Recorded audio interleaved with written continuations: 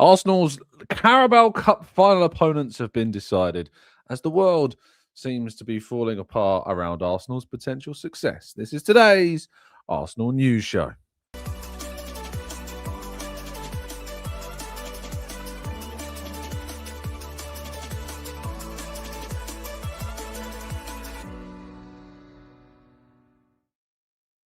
Hello and welcome to the Gooner Talk, back again with you guys and girls for another episode of what is indeed the Arsenal I was going to say transfer show. I think I clicked the transfer show button, but it is now the Arsenal News Show all the way through until the end of the season, when the transfer window will eventually open. Of course, we'll kick back on again with our transfer shows, but for now, it's the Arsenal News Show as we look ahead to the rest of this season between now and the end of its conclusion, where Arsenal will hopefully land multiple trophies. I think that's got to be the hope now, right? You're in the final of the League Cup. You know, we're pushing ahead with plans to hopefully go and win the Premier League, and who knows what else might happen this season. But yeah, certainly there are some big hopes for Arsenal, big hopes for all of the team, for the manager, for the club across multiple competitions. Good morning to those joining us live in the chat box. Hope you're doing good. Hope you're doing well. Shari, Blackshire, Matt G.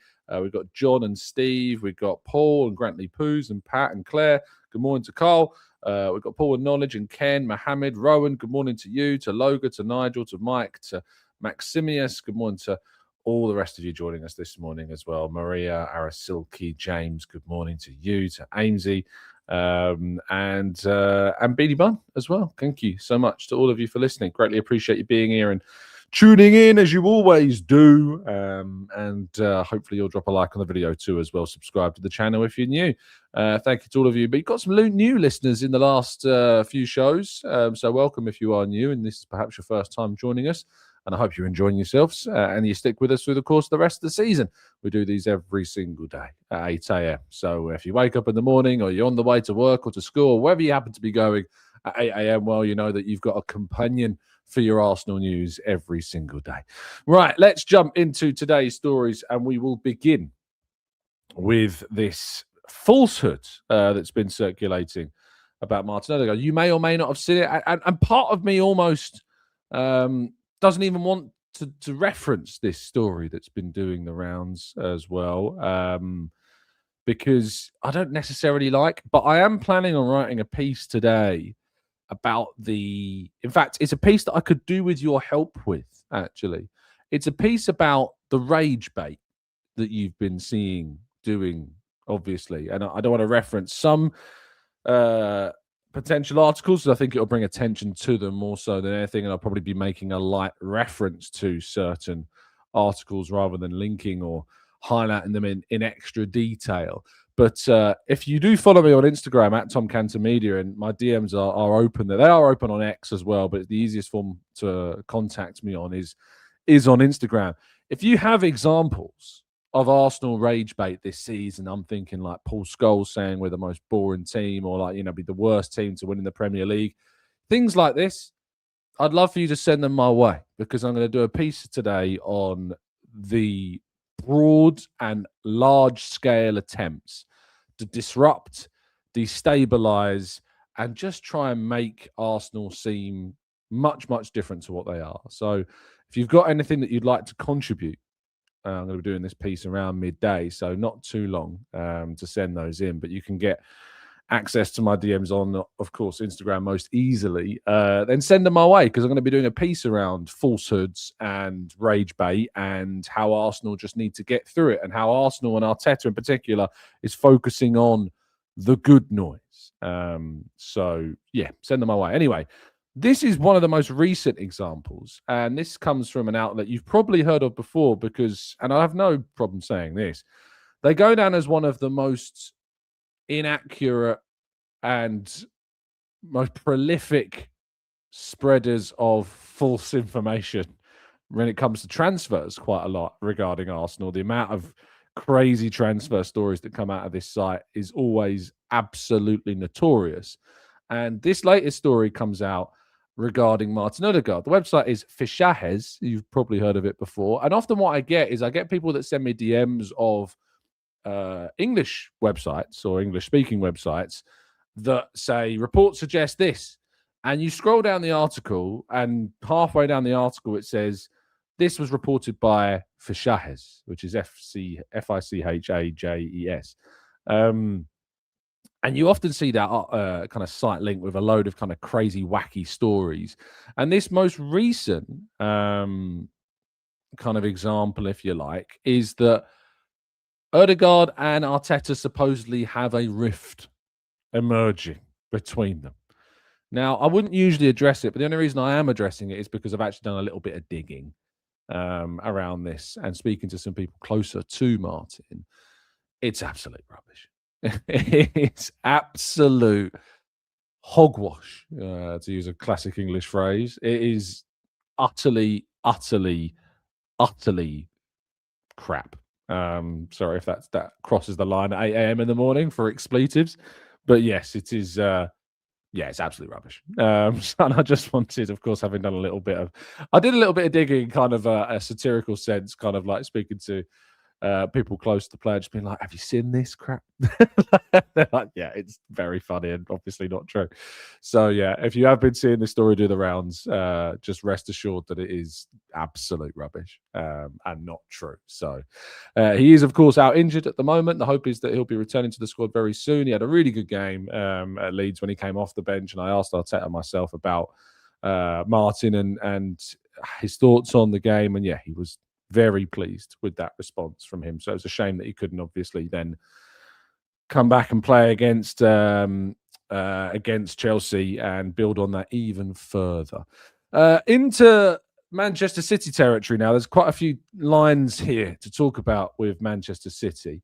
And of course, the first is that Arsenal have confirmed that they will be playing against Manchester City in the final of the Carabao Cup. And that is due to take place on March 22nd, I believe. And Arsenal will be taking on their old title rivals at Wembley once again. The last time the two sides met in a competitive or semi-competitive sense was the 2023 Community Shield. Before that, in a more competitive sense, was the 2020 FA Cup semi-final as well. So, yes, there is plenty of action to come and plenty of football to be played. But, yes, for Arsenal, that 22nd of March date for the final.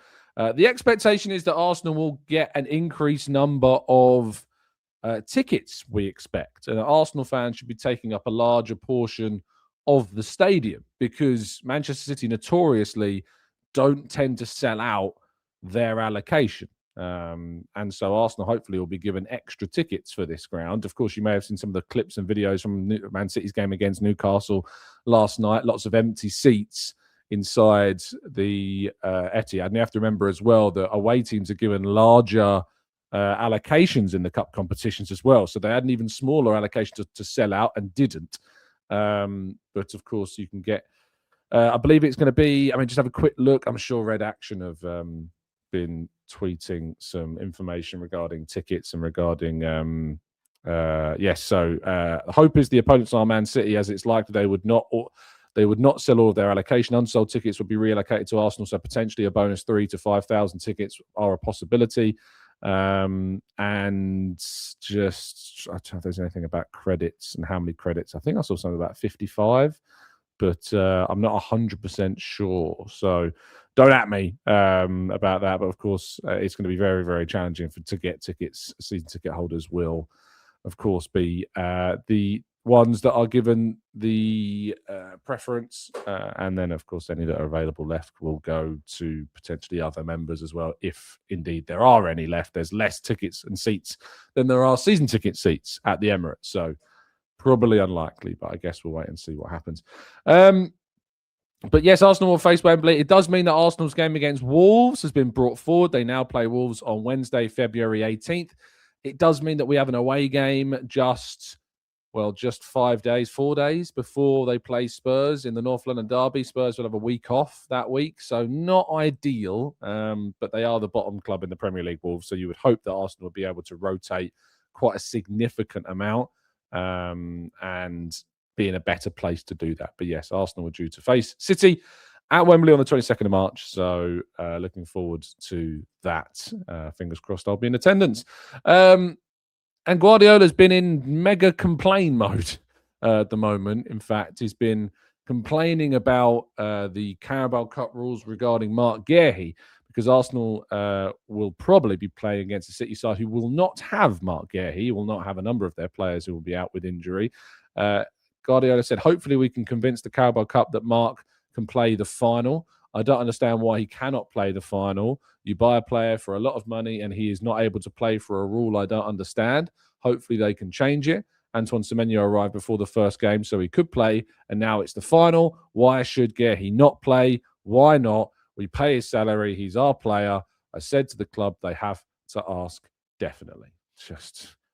Let's just change the rules for City, right? Let's just change the rules. I mean, Arsenal, I remember when we were in the Europa League semi-finals or whatever it was, Aubameyang couldn't play because he played in the competition.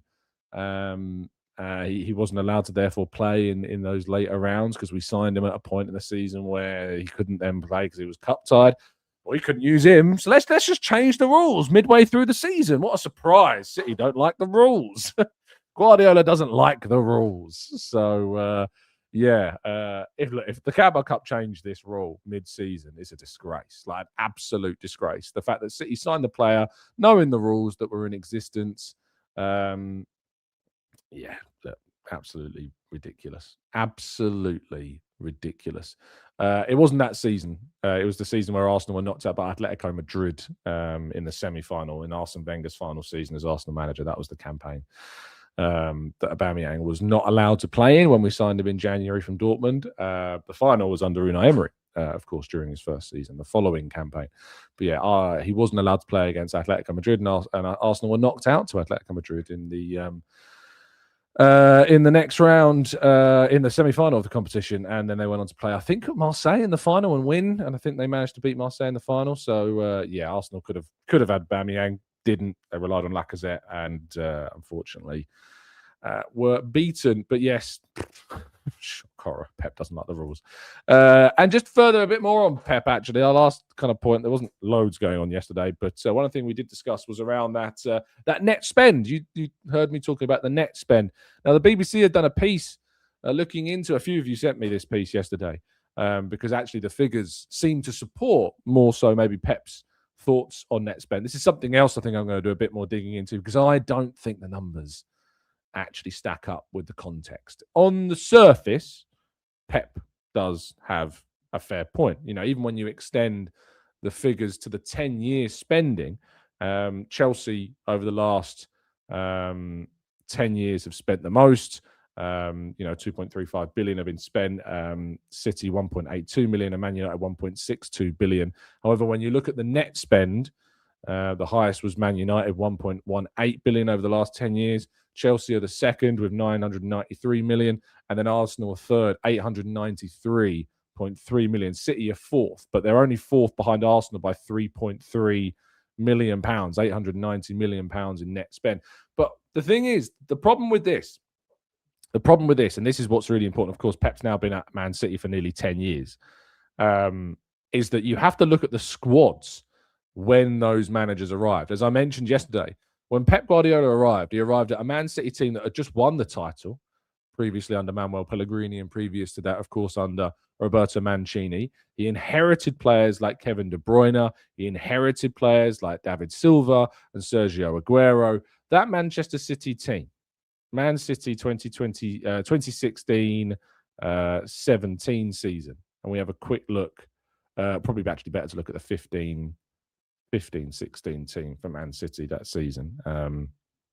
Joe Hart, Sanya, Company, Zabaleta, Fernando, Raheem Sterling, Samir Nasri, Aguero, Kolarov, Jesus Navas, Wilfried Bony, Kevin De Bruyne, Fabian Delph, David Silva, Fernandinho. We've got Yaya Toure, Nicolas Otamendi. These are all players that were inherited this season by Pep from Manuel Pellegrini's side. Whereas if you look at the Arsenal squads for the 2019-20 season, and if you have a look at the squad that he inherited, Arsenal's starting 11 was Bernd Leno, Hector Bellerin, Mustafi, Socrates, Kieran Tierney at left back. We had Aubameyang and Lacazette and Ozil as kind of our main attacking forwards, but Nicolas Pepe, of course, was inherited.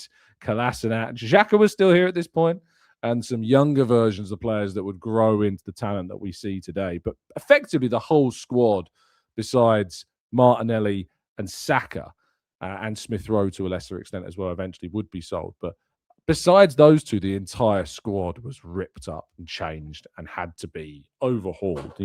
This was an Arsenal team struggling to finish in the top four and would go on, of course, to finish 8th on a number of occasions as this process began to shake things up during a pandemic, of course, as well. So, yeah, compare the squads and it's night and day. The spending on the team that Guardiola inherited on top of the team that Arsenal, of course, were there was it's just so different. In fact, I think one of the good things you probably could do is compare the squads that both managers inherited and the value of those squads based upon what those fees were for those players that were there. That might be a good way of assessing kind of the difference between the squads as well. So it will tell you exactly what is done net spend-wise and how the difference is therefore between the two as well. But yeah, that's kind of where we're at. Looking forward, of course, to diving into some of those numbers a little bit later on. You should have some. So yeah, today, a couple of pieces will be coming out about the rage bait that's going on at the moment and delving into those net spend figures a little bit more as well. Well, let's go to part 2, your questions and more right after this.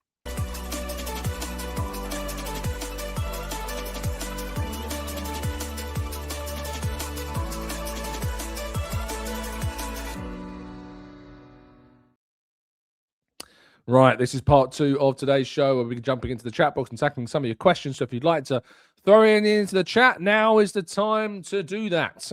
Capital Q really does help them stand out, and I'll do my best to read out and answer as many of your questions as I can over the next 15 to 20 minutes or so. So if you've got any questions, now is the time to do it. Right, let's go to Mike's. It's the first time I saw so many contracts just terminated. Our club was in the mud. Yeah, it really was. It is quite amazing to see what's been done with the squad since Mikel Arteta's arrival. Rich says, during that time, which Man City players arrived on free transfers secured because, like Real Madrid and City, are one of the best teams in the world. Yeah, I mean, I don't know how many of them were ended up being free transfers, but I can certainly have a look for you. Looking, so Ilkay Gundogan arrived on a free from Barcelona in 2024. Stefan Ortega from Almas Beerfield in 2022. Scott Carson in 2021. Aaron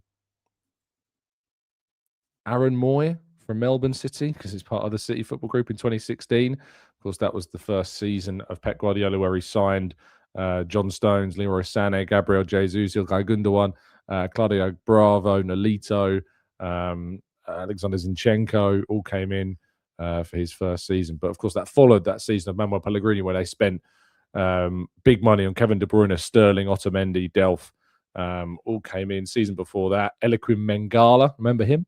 Wilfred Bonny, Fernando. Season before that, Fernandinho for big money. So yeah, look, there's a it speaks for itself, the players that were there at that time.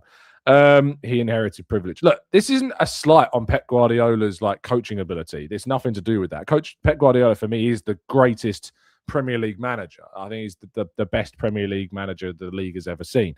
But it's just some of the ways in which he talks about the squad and the money that's been spent. It is just ridiculous. Absolutely ridiculous. Thomas says, versus Wolves, should Salmon start and Miles Lewis-Skelly in midfield? No, I don't think so. I think we've got Ben White, we've got Mosquera, we've got Lewis-Skelly, we've got Nkapia and Calafiori still here, we've got Norgard. We can make changes, we can rotate and still win that game. Medak says, how long can we hold on to Kepa? What profile for a second keeper would we look at next? That's the question that Isan actually asked Arteta. How long can you hold on to him? I don't know. The answer is he seems to be pretty happy. If he doesn't start the final, I'll be interested to see how he reacts to that as well. I would be very intrigued to see how he reacts to being dropped, if that's indeed what happens in the final. Someone pointed out to me in the comment section yesterday that I think David Raya is unbeaten against Manchester City, which is quite a crazy stat, isn't it? Unbeaten against Manchester City as a goalkeeper is quite the statistic for Arsenal. I don't know about his Brentford days, but I think maybe even there were a couple of games of Brentford where they won. You might remember they won at the Etihad. They won the season before that. or they won the home game. So yeah. Raf says the whole net spend thing has very little context. What about wages? What about Girona players they buy for cheaper fees like Savinho? Pep's complaining about money is hilarious. Onyx Lens says, all that said, they do sell really well and we don't. Will that change now? The reason that they sell really well is because they were buying, of course, players quite significantly prior to that as well. Like you think about the sales of players, but on top of that, they have invested a lot of money in their academy. And that money that we're seeing invested in their academy to build up the facilities, to build up that kind of element, that doesn't come into the net spend, does it? But that is an investment in your academy to build up the infrastructure, to build up your youth team. That is an investment that we don't see when it comes to net spend, that then you see players that have left the club and they've got decent fees for those young players that are leaving. Some of the fees that they get from some of their younger players are absolutely nuts. You look back to more recent seasons and the money that getting, like Oscar Bob's gone for 27 million quid. Yes, he played at kind of Premier League level as well for a bit. James McAtee going for more than 20 million quid. Jan Couto going for Dortmund for nearly 20 million quid. You know, these types of sales that Taylor Harwood-Bellis to Southampton for 20 million quid, like the money they're getting for some of these young players. Like Cole Palmer barely played for Man City and they got close to 40 million quid for him. Again, it is mad, really, to think about the money that's coming in for some of these younger guys that they really haven't seen really any use of whatsoever. So, yeah, the money that's made. We need to be better at that. Of course, we are in a bit of a new era in terms of Arsenal transfers with Andrea Berta coming in and Maurizio Micheli in as well. So intrigued to see if now we start seeing some of our players sold for a lot more.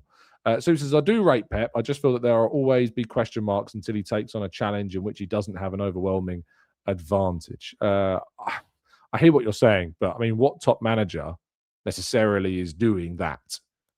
Because it doesn't really happen. I mean, you think about like Ancelotti going to Everton. He didn't really improve Everton as a club when he went there. I think he still finished pretty mid-table-ish.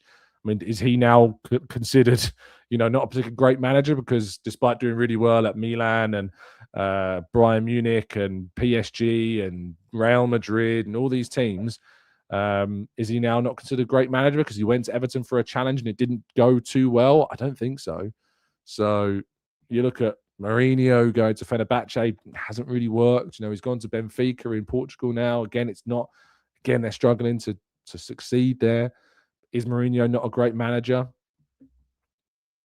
He's a brilliant manager. Mourinho is an unbelievable coach, but just because he's not done so well at some of these other clubs, Spurs, for instance, or Man United, I just don't think that that kind of theory works. Plus, if you look at Pep's records when he was prior to taking over at Barcelona, look at what he did with that Barca youth team. Won the title with that Barca youth team, then got the job taking over from Villanova. So, yeah, I struggle with the whole send him to a smaller club, see how he gets on, because I don't get that theory. Rich says, please, could we get a player breakdown on Jaden Dixon? It would be great to learn more about how he'd fit in and how quickly he might be in the position to challenge Ben White. Well, he's quite far from that, Rich. He's not played a single minute of senior football this season playing in the youth team. He's 18 years of age. He's playing at under 19s level with England. So we're quite far away from that point where he's going to be challenging Ben White. But he's one for the future and he is highly rated. Certainly highly rated. So definitely one to keep an eye on. Let's go to Charlie says 100% the rules will be changed for Mark Guehi to play. They ain't got 115 charges for nothing. Man City and sticking to rules do not go together, allegedly. Luckland says, are they ever going to get to the bottom of the 115? Well, actually, it's quite funny because tomorrow is going to be the 3-year anniversary since the 115 charges were brought forward, I think. So I'm very much I'm very much keen to see the reaction of that, because my word, it's been a long, long time. And I expect it to be longer. It's not really expected to be resolved any quicker. And even when we get kind of a verdict on that, they'll most likely, if it's not gone in their favor, appeal it, and the process will go on even longer again as well.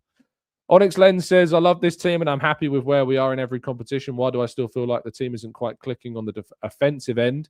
I think there is still a level to go because it's not necessarily clicking on the offensive end yet. So that's probably why you feel like that. Our goal scorers numbers need to be higher. I think we all know that. And the fact that own goal is the second highest joint goal scorer in the team at the moment says it all. Arsenal CSA says, "Are you going to the World Cup?" No. And I'll be very honest with you. Unless it was just to go to Canada or to Mexico, I probably wouldn't.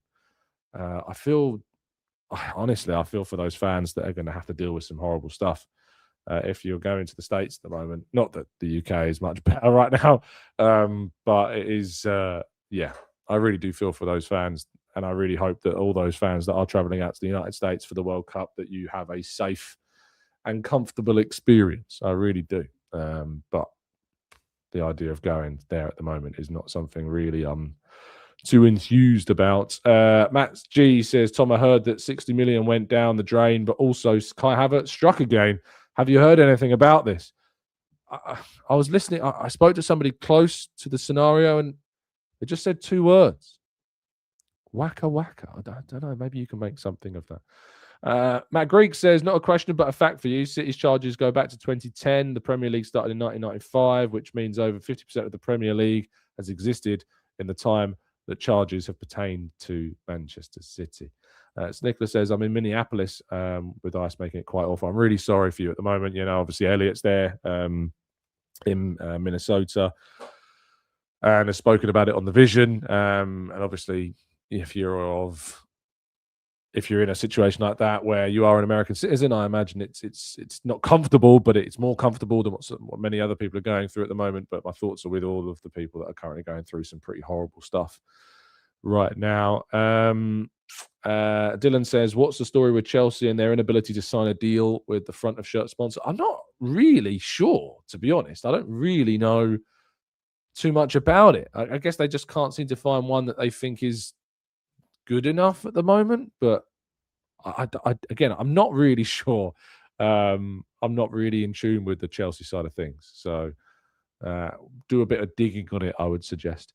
Derek says, "What are the chances that you can sit in a Pep presser and ask him about the changes of rules and the money spent? His horrible face would turn."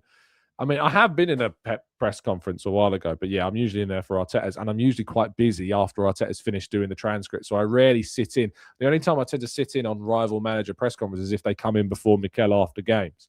I have been I remember the Pep one where we beat them 5-1 and Miles celebrated. I was in there for that, where he was like, "Okay, thank you," after about Miles celebrating. So maybe it'll happen. Also, you don't tend to get to ask too many questions unless you are a journalist who covers that club quite a lot, because your face isn't recognised by the press officer.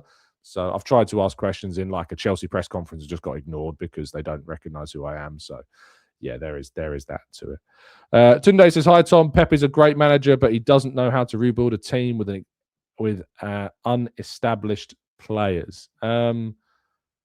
Well, I mean, if you take a look at what he did when he took over from Rijkaard at Barcelona, if you watch the Pep documentary, actually, the Barcelona documentary that Graham Hunter made, you will be very much proven wrong by that, because he had to replace the likes of Ronaldinho and others. So I would recommend giving that a watch. John says, "I saw Tonali's agent saying he didn't contact Arsenal, and then Ornstein, hopefully his account, said that they confirmed that this was with the story. They had spoke to the agent and they were happy for them to report it. What's your take?" I'd take Tonali and Alvarez in the summer. Hey, look, if you told me Tonali and Alvarez are coming in the summer, that's 2 very good signings for Arsenal. Absolutely. On the story, we heard from the agent through Fabrizio. Fabrizio claimed that he'd spoken to the agent and said there'd been no contact. There was nothing in it. David's come out and said that they spoke, that the agent has indeed contacted Arsenal and that they'd spoken to the players' camp as well. There's multiple people that can be involved with individual players. You can have agents and representatives and people close to the player. Like, there can be multiple people involved in a single player. So don't always assume there's a single agent or a single representative. Sometimes there can be multiple. So that might be the case. I'm inclined to, absolutely. I know how reliable David is. I know how reliable David is in regards to his reporting, and I always defer to David above anybody else, anyone ever, because he just doesn't tend to get things inaccurate. I'm not saying that he will never ever get something wrong, because transfers is a volatile crazy environment. But if I believe anybody, if I had to choose one person to take ever transfer stories from, it's going to be David Ornstein, 100%. So I'm inclined to lean in that direction. Let's go to Lachlan says, Tom, how many teams that were top of the group stages in the Champions League have gone on to win it? I don't know off the top of my head. I absolutely have no idea. You tell me. I have no idea. Charlie says, did you watch the video on YouTube where it was fans versus referees with some good questions on there and some really good answers? I think I saw Judge's question about, was it the Arsene Wenger thing or the bottle or something like that? I think I saw a clip of that, but I haven't watched the whole video. Andy says the 93 games can't be true since Kai played half a cursed season in midfield, but the stats purely as centre forward be very much of an interest. Yeah, his stats when he plays up top are very good. Very good indeed. MJ says 10 minutes and 31 seconds. Ian inherited. What? Who's Ian? Who's Ian? Sorry, MJ. I don't know what you're talking about. Max says, Tom, I really love the way Pep spoke about his speech in the Middle East situation when the journalist asked him. Makes him one of my favourite footballing personalities, irrespective of the City brand. Pep has always been kind of a very outspoken manager on a lot of topics. I remember like Arsene Wenger, whether you agree with the perspective or not, he has always been an incredibly outspoken manager on a number of topics. I remember like Arsene Wenger would be always one of those that was asked questions about kind of current affairs and stuff outside of football. Wenger always was. Arteta hasn't, he's always kind of kept it to football. Like Arteta has always very much stayed in that kind of, I'm not gonna break out from football or address things that aren't. I'd recommend if you want to see an attempt at current affairs being asked to manager, go watch the Paphos press conference after the whole David Beckham, Brooklyn Beckham thing. I mean, there's some less serious, of course, news stories out there where managers get asked, and then some significantly more serious things like we saw with Pep Guardiola the other day. But yeah, Pep is often very outspoken on current affairs, whereas Arteta, I don't think he's ever been asked on that topic in particular, but tends to keep it to football. I'm trying to think of another example of like a current affairs scenario where he's been asked anything beyond football. And I can't off the top of my head, which probably says something. So Nicholas, Tom, the other day you mentioned an article about how Arsenal fans are viewed in England versus across Europe. Do you remember? I don't think I mentioned the author. I think I mentioned the fact that in general, Arsenal are viewed very differently on the continent than they are here. Mikel Arteta alluded to that in the pre-match press conference before Chelsea. In Europe, from whenever speaking to kind of foreign journalists or seeing some foreign press about it when you're over there for European games, Arsenal are talked about very differently. Sitting in those press conferences before Bruges or before Inter or before Prague, the view is from outside that Arsenal are heavily feared. They are considered one of the best teams in Europe by a long, long way, and one of the favourites for the competition. So yeah, really, really interested to see if that if that kind of can bleed into kind of the English side of the media. But as I say, I'm going to be doing a piece on that today. Let's go to Political Junkie says Jurgen Klopp is also open about his views, and they both come across as caring about having a world that is fair and just. Daniel says, I would love to see Arteta speak out on serious public affairs. Who's his favourite couple on Love Island, for instance? I appreciate comments like that. It sometimes brings a nice, back down to the football, if you like, because, I think it's important to discuss some topics on this show, but I'm very well aware that there are some topics where I am just so out of my depth that I tend not to speak on them because I feel as though that I don't have the expertise or the education necessarily, whereas other people feel more comfortable knowing that they have the expertise, they have the knowledge. And it's not that I don't want to look into it. I do, and I have looked into it, and I have listened to plenty of people on loads of different topics regarding some really serious things. I've mentioned the America stuff recently earlier in the show. I'm a lot more in tuned into that, but it's it's really not like it's just not something I necessarily am going to be able to speak on with any level of education, to the point where I'm going to be probably insulting people for a lack of knowledge, and I'd rather not do that. Asks, do your politics have to align with the paper that you work for? I mean, I certainly wasn't asked about my politics when I arrived, so I assume not. But I can't speak for any other publications. But I've never been asked about my politics ever, working where I work currently. Dylan says the Chelsea shirt sponsor thing. In summary, the owners think their club is bigger than what it is, and they think they can secure a big company or organization like Fly Emirates with Arsenal, of course, but they're not performing, so there are no offers of that level at the moment. Interesting. Mike says, sounds a bit like ignorance, Tom. Well, Mike, that would be correct if you were making a mistake, but it's not ignorance. I think if you rewind, I think you'll hear me say, I do listen. I do my digging, but I'm not ever going to be educated enough to be so strongly opinioned on coming out on a show which is about Arsenal on a topic so unrelated. So thanks, Mike, for your inciting comment, but no, you didn't listen properly.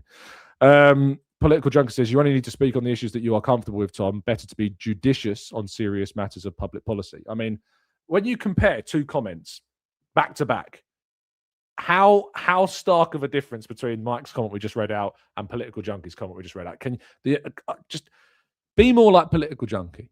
Yeah, that's what a fantastic comment. Exactly. What a refreshing thing. And you know what the three most underrated words when put in the same order are in the English language? The three best words in the English language put together in one simple order. Do you know what those three words are that are underrated, underused, and frankly, like when spoken, deserve a lot more respect?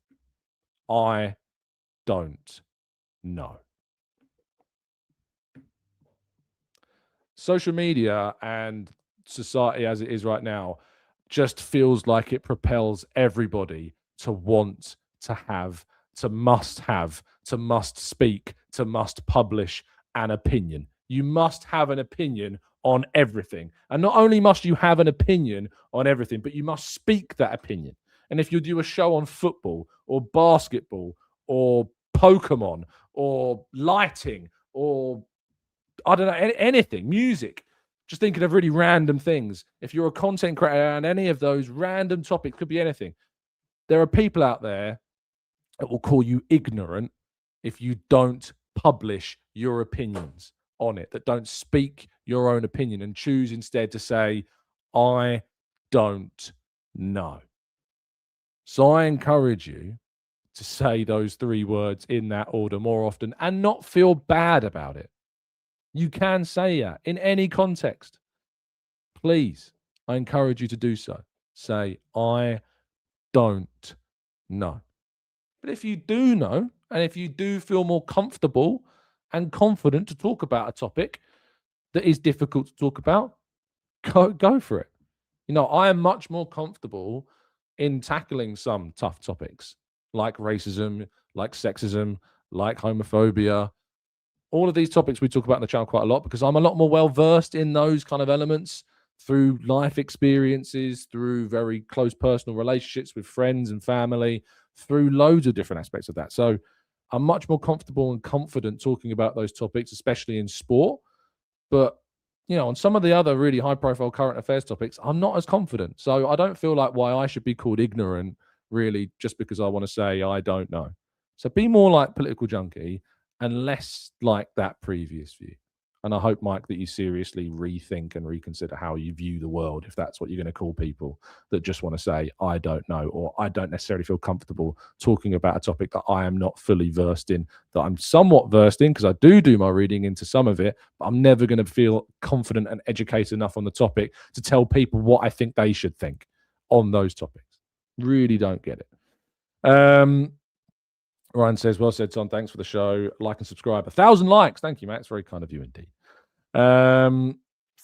Curtis says, never teach if you're not 100%. Exactly. I'll talk about tough topics I feel confident to talk about.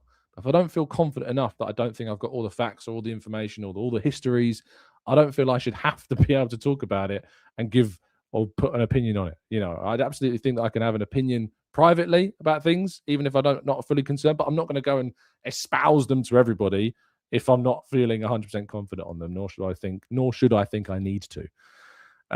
Mike says ignorance is shouting loudly about something and yet knowing nothing about it. It's quite a good way of putting it. Thomas says, although we didn't need him, was Zinchenko a flop? And how much did he sign for? No, I don't think Zinchenko was a flop. I don't think he was I don't think he ended up being the signing I thought he would be. But I still think he was a really important signing for Arsenal to make at the time, alongside Jesus. I think Maria is spot on here. Maria says, I think we outgrew Zinni, and I think that's absolutely spot on. I think Zinni was the catalyst behind the evolution of the fullback position, especially on that left-hand side. So he was necessary. He was really important. He wasn't that expensive, and ultimately helped us to get into some really competitive positions playing that role. So I think he was important. No, he wasn't a flop. Flops, and I hate that word really because it's pretty damning, isn't it? But if we're talking about unsuccessful signings, I wouldn't put him in the unsuccessful signing column. I don't think. He was brilliant in his first season. He came. But unfortunately, injuries really did hamper his ability to kick on, and he was just grown past. But I don't think we'd have Calafiori doing what he's doing if it wasn't for Zinchenko being here first. I really think it was important for that to grow and develop. And he says, great on the ball, defensively a bit of a liability. Only said that we couldn't sell and get a bit more money, though. Yeah, it's a shame, but I guess kind of the contract's gone on and on and on, and it's just not worked out. If he'd have done better at Forest, maybe, but even then, it wasn't great. William says, here's a tough topic for you to discuss. Name your top American, Canadian, and Mexican food dishes. You can only pick one dish per country. Well, Canada, I'm sorry to be really stereotypical, but I absolutely love poutine. Like, I adore poutine. It's just chips and gravy here is brilliant, but add cheese curds to that, and I don't mean like just cheese. I mean proper cheese curds. Poutine is brilliant, absolutely brilliant. Mexican food, absolutely love Mexican food as well. Favorite Mexican food? It's like if you can get a really good enchilada, probably an enchilada. I do love a burrito as well. I do love tacos as well, and I know I'm naming the really kind of stereotypical classics. And there are others, but probably will go enchiladas. I just prefer kind of the baked, But guacamole, I mean, that's not a dish, but I do love guacamole as well. Guacamole has to be in anything, really. Put it in so many things, Mexican-wise. And then American, it's got to be American barbecue. And I mean like low, slow brisket, and just if you can find like a proper American barbecue place, that is the best, I think. So yeah, that would be my three. So low and slow American barbecue would be my American one. Poutine, Canada, 100% again. Sorry, and for the Mexican, I know they're really kind of staples, but I love them.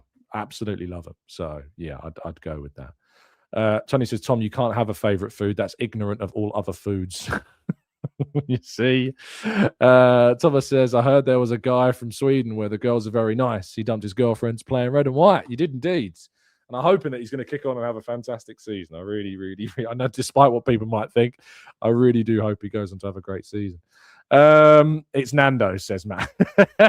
Oh, by the way, thank you everybody that continues to send in their pictures from Nando's when they try chocolate cake for the first time. If you're new to the channel and you haven't had my recommendation, if you ever go to Nando's and you want to try the greatest chocolate cake you will likely ever have, go to Nando's, get yourself a slice of chocolate cake for dessert. You will not regret it. And then send us your photos. I love seeing people send them in. I've got so many now that people have sent in saying they've tried it for the first time and they absolutely love it. So yeah, go and do that. Yeah. Nando's, I think I wasn't saying Nando's is either of those three. Nando's is definitely from. I agree with you. I'm pretty sure it originated in South Africa. Someone wants a black card. Oh, John, trust me, mate. I've done my best over the years to try and get a black card. It's never going to happen. So I recognize that. I'm no Ed Sheeran. I ain't getting a black card. I'm just not happening. Unfortunately, it's Portuguese style food, black shine, but I'm pretty sure it was originated from South Africa. I could be wrong on that. I don't know. So I might be wrong. thought it was from South Africa, but it was kind of like a Portuguese theme. But again, I might be wrong. I've never been to Nando's. What do you think of that? Tom says. I think that's ridiculous, and you need to remedy that as soon as feasibly possible. Diavanguru says, have I been living under a stone? I've never heard of poutine. Wow, yes, of course you have. And if you haven't had it, you need to try it. You can get it outside of Canada, but obviously you need to try and have it. There you go.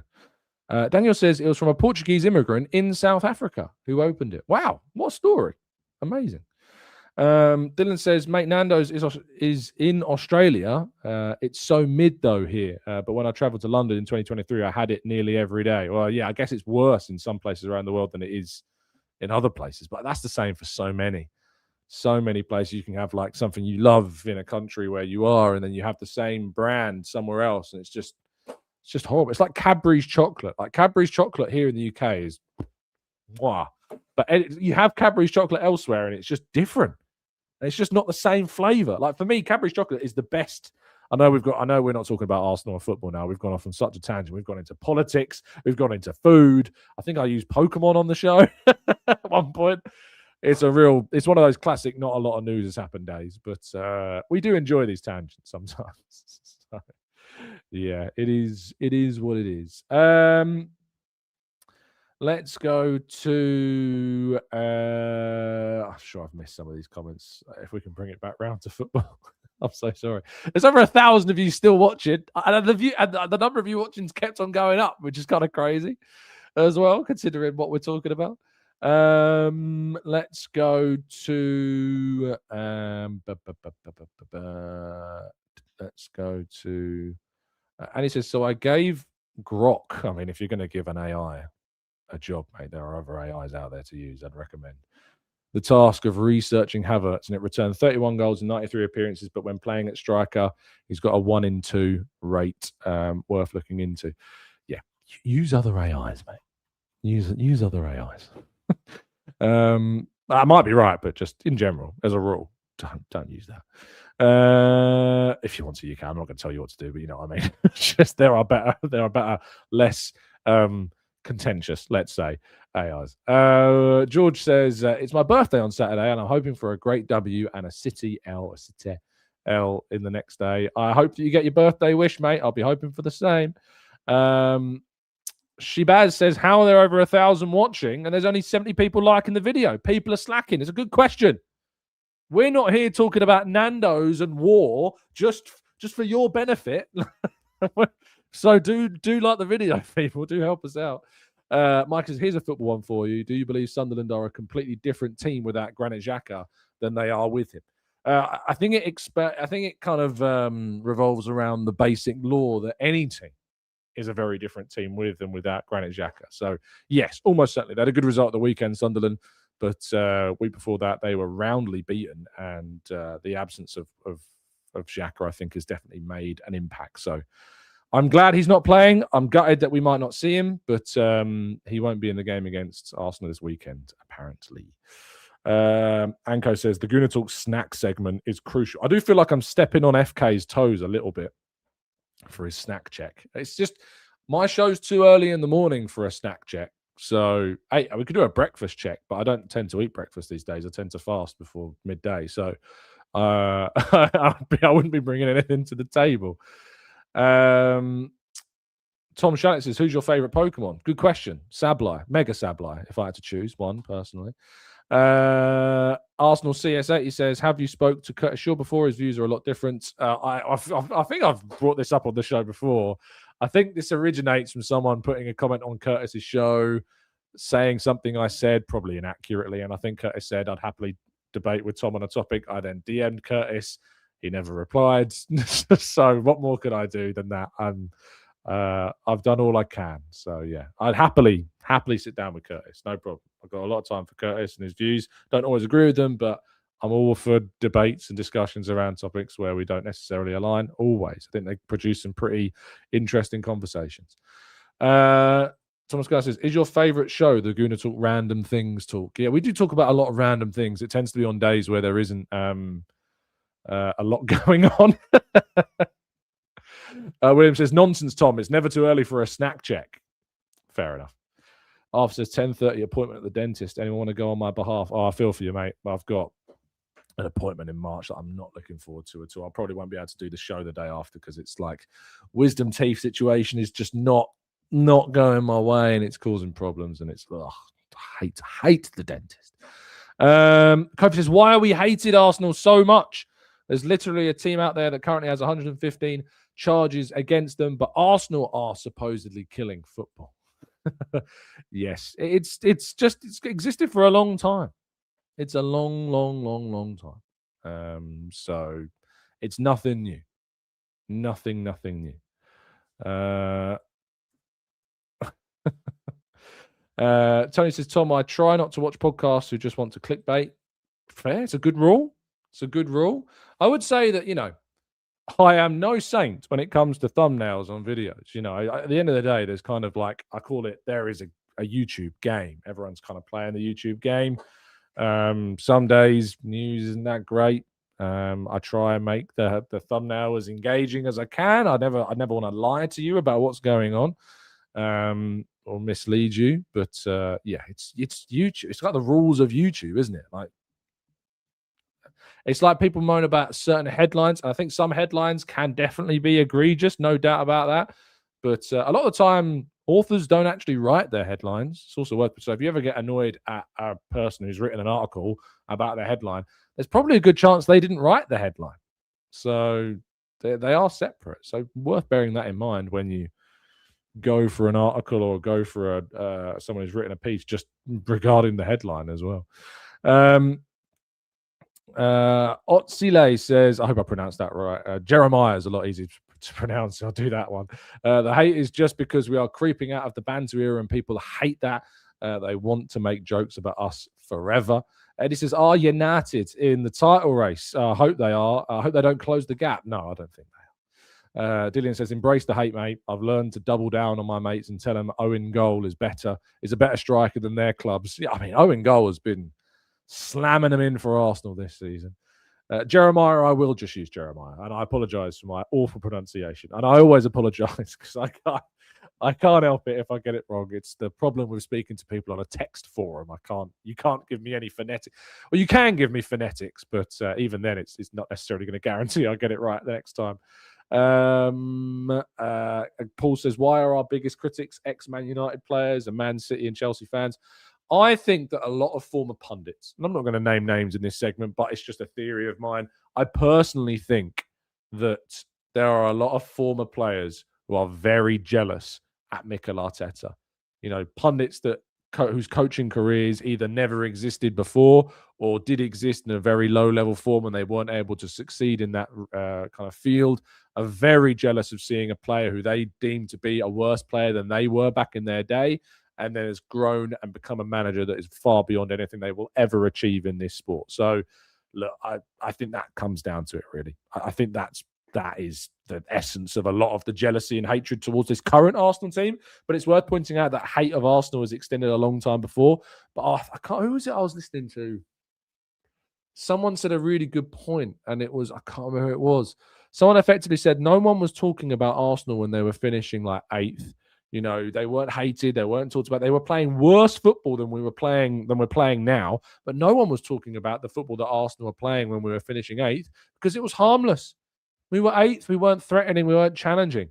We're playing better football than we were then. But because we're challenging now, everyone's got a problem with it. So I do find it funny how the number of people watching the show has gone down when I've started talking about football again. I don't know what that says about my views. How I espouse them. Daniel says, Tom, you've expressed concerns that Arteta might call it a day after the summer. I mean, I basically said that that's probably kind of the wrong way of wording it. I said that if Arsenal didn't win the league this season, there's like this little niggling feeling in the back of my mind that would think, would he just walk if Arsenal didn't win anything this season? That's the little worry. That's the only, and it's tiny, like it's like 1% of 99%. But that was the only kind of thing I'd mentioned. But yeah, that's kind of where I'm at with that one. John says, what was your take on Slot's comments about playing well over winning trophies? Was this a dig at us? Pundits seem not to mention the amount of low blocks we're facing. The same with Chelsea the other night as well. Slotton playing well. Let me get the exact quotes. I don't want to speak about something I don't know the quotes of. Here we go. Let me find it. Let's scroll down. The biggest thing is to play the nicest football to watch. Okay. As a manager, you can win the league, Champions League, the FA Cup, or the League Cup. But the biggest thing you can win is that you can play the nicest football to watch. Although at this moment in time, fans might argue a little bit, it's absolutely something that I am aiming for. I always want to have the ball. I want it to be intense, and I want the fans to like what they see. Not all of our fans see it as a joy to watch. The hardest thing is even to understand. I agree with them. Trophies is one thing, but being a team, a club, or a manager that stands for good football is the long term and worth more. Interesting. Now, what I will say is that a half-veiled dig at Arsenal? I don't know what the question was. What I don't like sometimes is you get these quotes come out, and I need to hear the question. So I need to go back and watch that press conference. Red's Roundtable podcast. I need to hear the question as well. I think it's important to hear the question. But I mean, if you have a quick look at the Premier League table right now, not just the fact that Arsenal are top of it, Liverpool currently have scored 7 goals less than Arsenal. Right, 7 goals less. Arsenal are currently playing against opposition low blocks that are much deeper than what Liverpool are currently facing. And Arsenal are currently playing a higher line on average this season than Liverpool are currently facing. So if there's one team that are looking to try and score goals and do the most to win games, Arsenal have done it a lot more than Arsenal. And also, just this rhetoric is just never going to stop, is it? Like, it's never, ever, ever going to stop. And the fact that kind of Slot has kind of even bought into it, I think it's very obvious what he's doing by saying what he's saying. I do need to read the question first, but I think we all know what he's talking about. Arteta's press is tomorrow. I don't even know what time it is. I need to check. I haven't actually checked yet. I don't tell people when the press conferences are. I tell you when it roughly is, but I'm not going to tell people when it exactly is. Because people just end up turning up at the training ground to go and try and see people. But the press conference isn't when you're going to actually see people. But I'm not going to tell people when the press conference is. Jordan says people calling Ødegaard are not Arsenal supporters. Period. A supporter who wants to help players perform better. And look, you can have an opinion on a player. If you don't rate Ødegaard, you're entitled not to rate Ødegaard. I disagree with that. When you start taking the mick out of their names, it's probably taking it a bit too far. But maybe I've done that in the past, and there might be even examples of it. I don't know. But thinking about it now, it just seems a little bit reductive, doesn't it? Anyway, we've been going for about an hour. Thank you so much for tuning in. Really appreciate your time. Hope you've enjoyed this morning's show. We went off on quite a few tangents today. Stay safe, stay well, stay happy and respectful, stay engaged. And as always, thank you for listening, and up the Arsenal.